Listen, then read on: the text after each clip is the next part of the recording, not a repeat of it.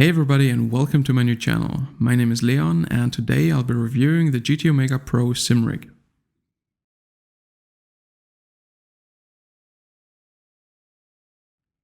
So what's in the box? What I have here is the GT Omega Pro RS9 in its base configuration. This contains the metal frame and RS9 seat, extension bars for taller people, a keyboard tray, gear shifter mount, cup holder and rear speaker mount. You could also get monitor stands for single and triple screens as well as a floor mat. Now, I won't be reviewing all of these parts. I currently don't have a shifter or 5.1 system and so I didn't even mount those pieces to the rig. I also don't use the cup holder and extension bars. What I do use is the floor mat. I'm pulling the rig in front of the TV and back a lot and the floor mat just allows me to do that without adding any scratches to the floor. As far as compatibility, I was able to hard mount both the pedals and wheel of my Thrustmaster T500 RS kit to the rig without drilling any additional holes. According to the GT Omega website, the rig is pre-drilled for the common Logitech Thrustmaster and Fanatic wheels. So let's talk packaging and assembly. The GT Omega Pro comes in two large packets, one for the seat and one for the metal frame, bolts and accessories. Everything was properly packed and I haven't noticed any dents, bends or scratches. The assembly isn't too complicated and took me around 2 to 3 hours. Everything I needed came with a packet except for basic tools like a screwdriver. The materials used in this rig are very decent in terms of quality. The frame is all metal with metal bolts that can be properly tightened and that makes the whole rig very sturdy. The seat has a synthetic leather cover with some aluminum looking plastic details. The fake leather actually feels quite pleasant and the seat is comfortable to sit in. To me it appears very durable and I wouldn't expect it to wear down too much anytime soon. Of course you can't quite compare it to a real car seat. It flexes a little when leaning into it and it isn't quite the same size and fit. However, I'd say for the asking price the seat is surprisingly good. If it's not to your liking, you can also replace it with an aftermarket seat. As far as seating position, the rig is comfortably large enough for me at 1.80 m of 5'9", and that is without the extension bars. With the extension bars in place, it can probably fit almost anybody. The seating position is actually very good when set up correctly and the sliders allow for quick adjustments, for example when having other people try out the rig.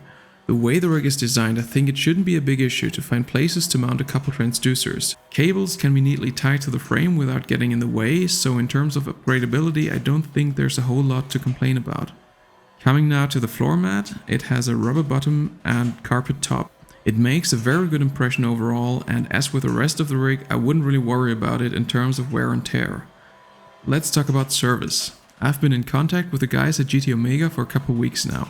Initially, the little plastic connector for mounting the keyboard tray was the wrong diameter and broke when someone bumped slightly into it. The guys at GT Omega immediately sent me a replacement part with a right fit, free of charge. They were also interested in my opinion about the sturdiness of the rig, and I felt like my input was appreciated. To me, this is really comforting, to know that if there ever is a problem with the rig, there is someone I can talk to about it and probably get any issue sorted out quickly. Driving in the GT Omega Pro is pretty great. As I already mentioned, the rig is very sturdy thanks to the lateral support bars, and the relatively strong GT500 wheelbase is no challenge to the frame. At times there's just a little sideways flex when pulling on the wheel with a lot of force, as you can see in the video here. Even though it's really minimal, I ordered a second pair of lateral support bars to see if I can further stiffen up the rig. Even with only one kit of lateral support bars though, I would assume the rig is already sturdy enough for a direct drive wheel.